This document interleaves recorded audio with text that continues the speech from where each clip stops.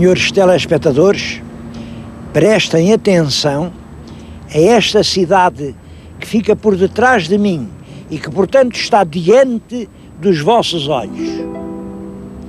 É Coimbra, a colina sagrada de Coimbra, a Coimbra menina e moça, Roucinol de Bernardim, a cidade portuguesa com o maior novelo de lendas, de tradições românticas. Reparem, foi aqui que viveu e morreu a Rainha Santa.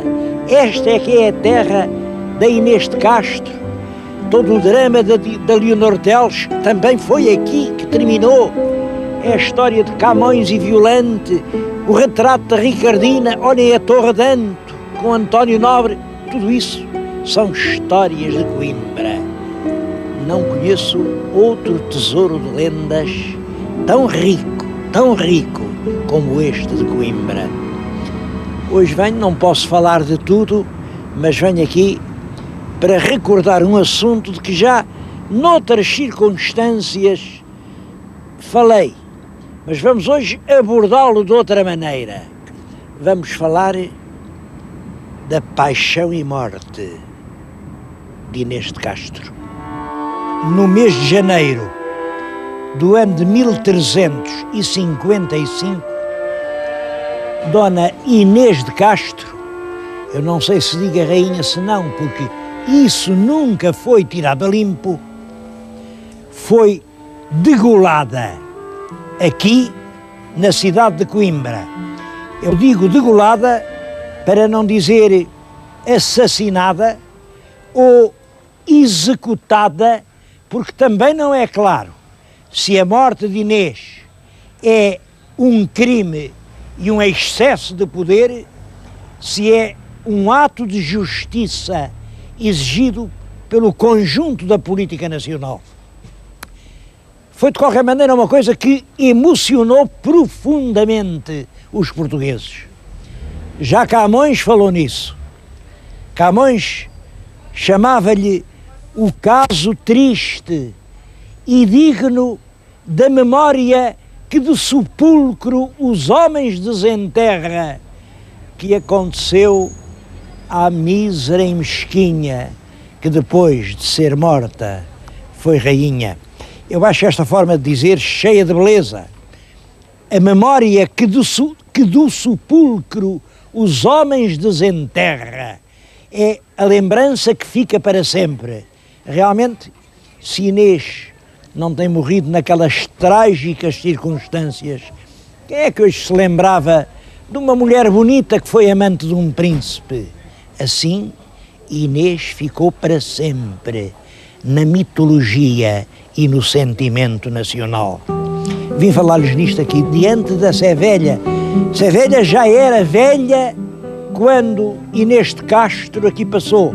Certamente ela terá subido aqueles degraus, terá entrado naquele templo, terá ali rezado as suas orações. Bom, mas não foi ali que ela morreu. Eu vou levar os meus telespectadores justamente aos lugares que foram testemunhas desse caso triste e digno de memória.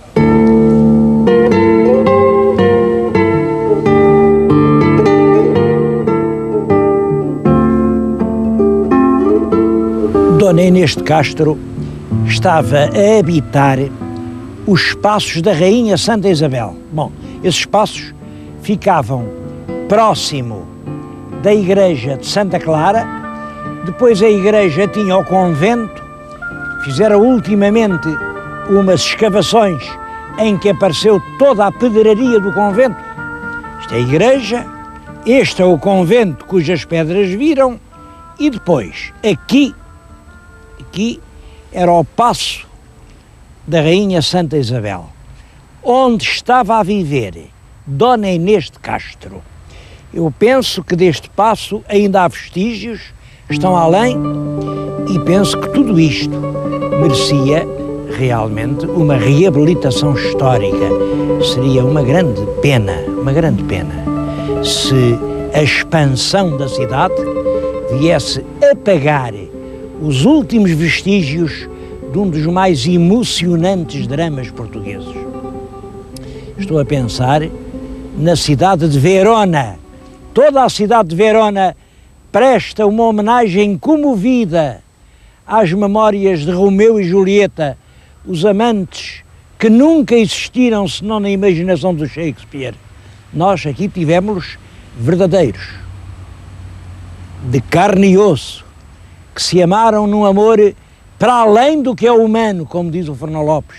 Nunca se achou que entre gente deste mundo pudesse haver amor tão grande. Bom, e tudo isso a gente esquece, deixa assim afogar entre sórdidos pardieiros, como se fosse uma memória que já não pode interessar a ninguém. Bem, é só para dizer, oxalá, que este espaço seja consagrado à memória da rainha Inês de Castro. Eu chamei-lhe rainha porque foi o que disse o Dom Pedro. Dom Pedro, depois dela ter morrido, quando subiu ao trono, fez uma solene proclamação ao país, afirmando que tinha casado com ela e que, portanto, ela tinha sido verdadeiramente a sua esposa. E enquanto reinou, ele não escolheu outra mulher. Mais, mandou-lhe erguer um trono que ainda hoje existe, que é o famoso túmulo de Alcobaça. Lá está ela, estendida, à espera de tocarem as trombetas da eternidade, e reparem, está com coroa de rainha, é uma rainha coroada depois da morte. É, como dizia o Camões, a mísera e mesquinha que depois de estar morta foi rainha. Bom, ela morreu porquê? Na realidade sabemos isto. Inês de Castro foi filha de um grande e poderoso fidalgo galego, mas filha pela linha bastarda. Por essa linha, ela ainda era neta de um rei de Castela, do Sancho IV. Bom, era uma mulher muito bonita, extremamente bonita, todas as fontes concordam nisso, uma mulher de uma beleza perturbante, e o infante herdeiro do trono português, Dom Pedro, apaixonou-se por ela. Apaixonou-se, tiveram uma relação, ela vivia aqui, tinha 3 filhos dele, e, aliás, 2 rapazes e uma filha, e em 1355 o rei de Portugal, Dom Afonso IV, decidiu que ela precisava de ser executada e mandou aqui, enfim, os seus ministros, as suas justiças, e Dona Inês foi degolada. Foi exatamente nos passos da rainha, portanto, pode ser a 20, a 50 metros do lugar onde agora estou, mas sem dúvida nenhuma, foi aqui que correu o sangue de Inês de Castro. Que razões tinha o rei de Portugal para mandar degolar a mulher que o filho tinha escolhido como companheira da vida inteira? Bom, é claro, a gente sabe vagamente isto. No ano 1350, tinha eclodido em Castela uma enorme guerra civil. Os fidalgos estavam fartos do poder feroz do rei Pedro Cruel, e os fidalgos de uma grande parte da Espanha uniram-se para derrubar aquele rei e alçar outro que o substituísse. Bom, mas quem é que podia substituir? O rei que era rei legítimo, filho de rei. Os fidalgos espanhóis lembraram-se do seguinte: se ele era filho de rei, o nosso Dom Pedro era neto de rei, exatamente pela mesma linha. O nosso Dom Pedro, pelo lado materno, era neto do rei Sancho IV. Então vieram pedir ao Dom Pedro para ele liderar a grande rebelião espanhola e pôr-se à frente do movimento e ocupar o trono de Castela. O rei de Portugal, Dom Afonso IV, que era pai do Dom Pedro, achou que isto era insensato, porque não julguem que o Pedro Cruz só tinha inimigos. Os nobres, na maioria, estavam realmente contra ele, mas as cidades, as irmandades, as vilas, o povo, estavam do lado de Dom Pedro. Portanto, era uma guerra entre grandes e pequenos. Ora, é isto que é preciso que se saiba. O nosso Dom Afonso IV já tinha estado numa situação semelhante. Nosso Dom Afonso IV, em infante, tinha liderado uma grande revolta das cidades e das vilas contra os fidalgos que tinham à frente el rei Dom Dinis. Dom Afonso IV sabia, portanto, quanto vale o apoio do povo. Sabia que o povo, nessas grandes revoltas que o levantam, que o empolgam, é sempre quem acaba vencedor, como ele. Sabem que o Dom Dinis, a gente diz muita coisa de Dom Dinis, mas a verdade é que o pobre Dom Dinis acaba abandonado por todos, num semi-ostracismo, é obrigado a demitir os seus ministros, a mandar embora o filho que era o Dom Afonso Sanches. Dom Afonso Sanches era um príncipe muito inteligente, muito hábil, tão inteligente que o pai, o Dom Dinis, tinha escolhido para mordomo-mor. Era quem mais mandava em Portugal depois do rei, não era o príncipe herdeiro, não, era o Dom Afonso Sanches. Claro, é por isso que o príncipe herdeiro, Dom Afonso IV, se revolta, faz uma cruel guerra que ensanguenta o país inteiro, chegou a tomar Coimbra e é curioso que o líder desse movimento era um advogado filho de um carpinteiro de Beja, chamava-se Gomes Lourenço. E é, portanto, um movimento inteiramente popular que conta com as milícias dos concelhos e que ameaça derrubar el rei Dom Dinis. Ele morre, portanto, numa situação já muito difícil. Quando ele morre, já não manda nada. É para lhes dizer que o rei Dom Afonso IV sabia quanto valia a força do povo, e quando vê uma revolta de grandes para derrubar Pedro Cruel de Castela, não permite que o filho vai encabeçar essa revolta, porque ele pensa que essa revolta acabará por ser esmagada exatamente pelo poder do povo que estava ao lado do rei Pedro Cruel. É por isso que ele não permite que o nosso infante seja o líder da revolta castelhana.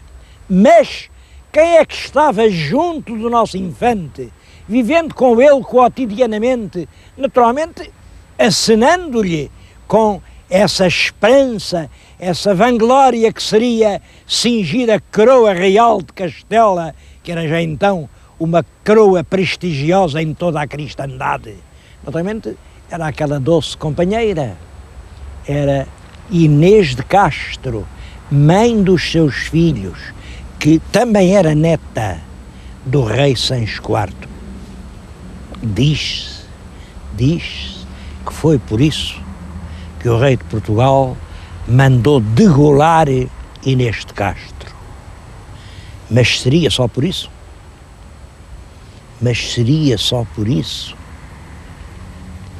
Há um outro aspecto da história que nós não podemos deixar ficar em claro. Não. Esta rainha Inês de Castro tinha sido criada de menina no Palácio de Albuquerque. E quem era o dono de Albuquerque, do palácio? Nem mais nem menos que aquele Dom Afonso Sanches, inimigo mortal de Afonso IV.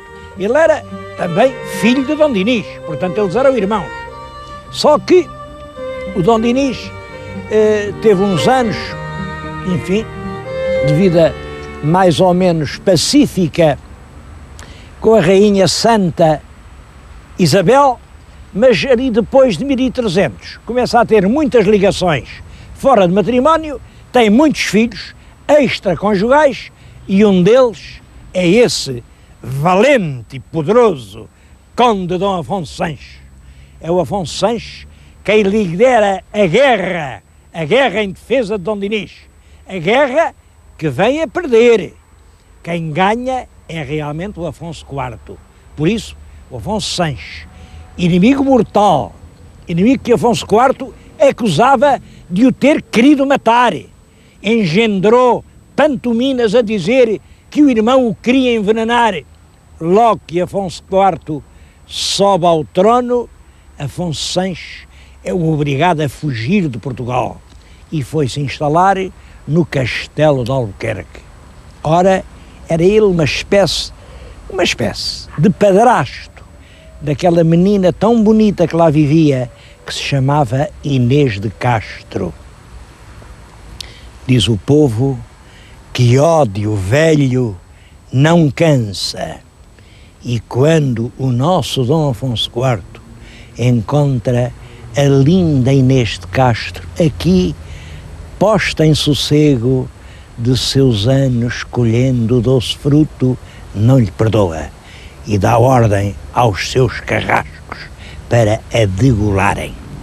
São dois aspectos. Eu não sei se foi para defender realmente a neutralidade portuguesa e a nossa abstenção perante a Guerra Civil de Castela, ou se foi esse ódio verde, escuro, que se lhe entranhara na alma desde a infância a Dom Afonso Sanches, que decidiu que a pobre Inês de Castro seria condenada à morte no ano de 1355.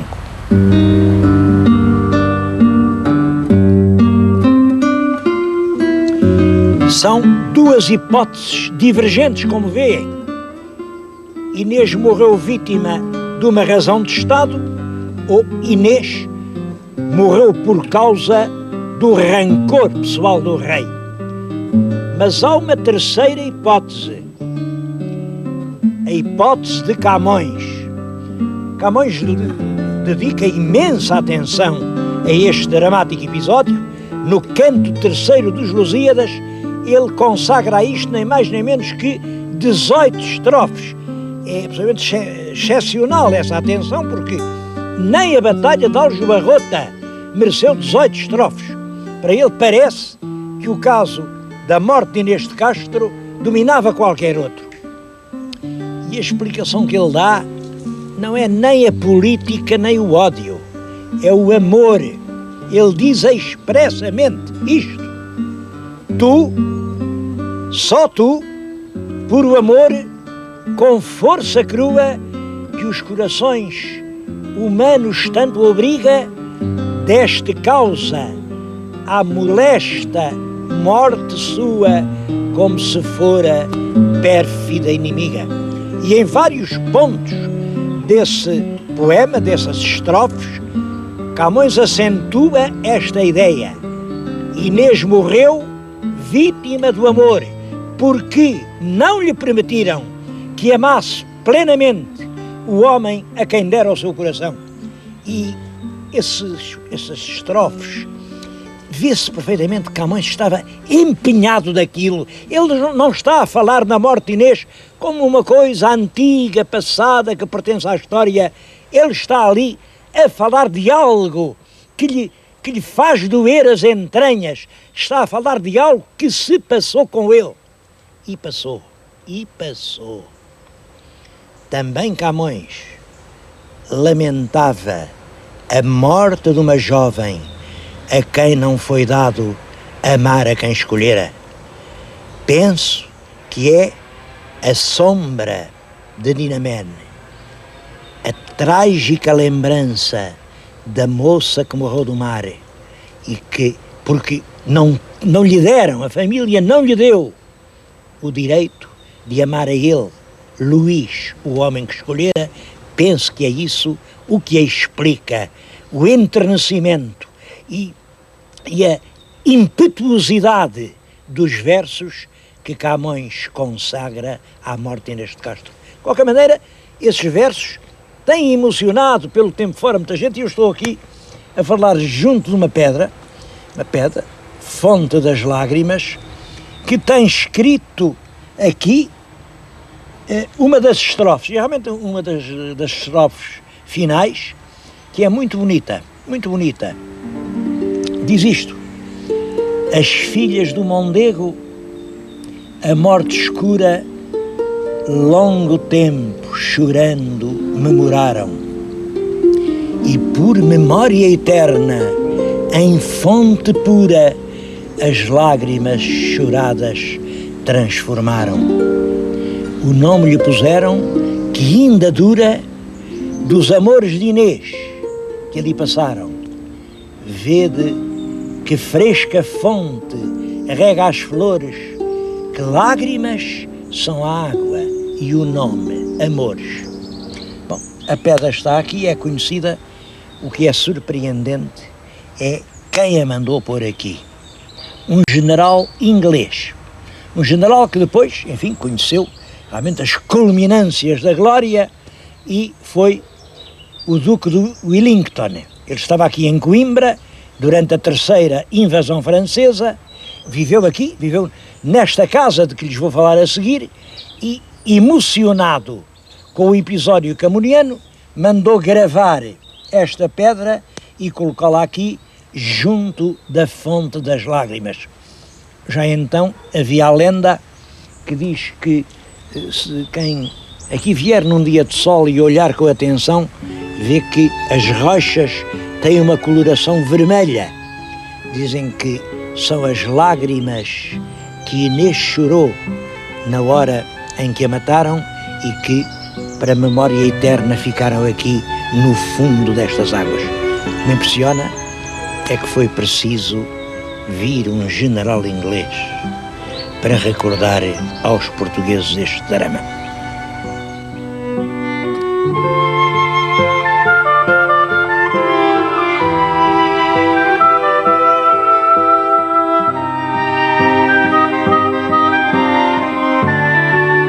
Vejam como Camões dizia: em fonte pura as lágrimas choradas transformaram, e o nome que lhe puseram ainda dura. Quer dizer, Camões, isto no século XVI, porque isto é escrito provavelmente antes de 1570, Camões dizia: ainda dura o nome de fonte das lágrimas. Mas já era uma coisa muito antiga no tempo dele. Bom, estamos no fim do século XX e o nome continua a durar. É fonte das lágrimas que se chama aquilo, e vai lá muita gente, vão portugueses e vão estrangeiros. Por sinal que acontece isto: os estrangeiros vão, perguntam, querem ver a fonte de Inês e querem se informar sobre essa história dos amores do Pedro e da Inês. Para a maioria dos portugueses, nunca ouviram falar nisso. Bom, são coisas, claro, não os ensinam, eles não podem saber. Hoje, a Fonte dos Amores é um monumento de interesse regional, está muito valorizada. Há aqui um excelente hotel, um hotel onde, aliás, se presta o culto aos amores de Pedro e Inês. Bom, eu estou a desafiar os senhores telespectadores a virem à Fonte das Lágrimas e a pensarem qual das três ideias será a verdadeira. O que matou a Inês foi o ódio do rei, foi a razão do Estado, ou, como dizia o Camões, foi o puro amor. O senhor telespectador veja e decida.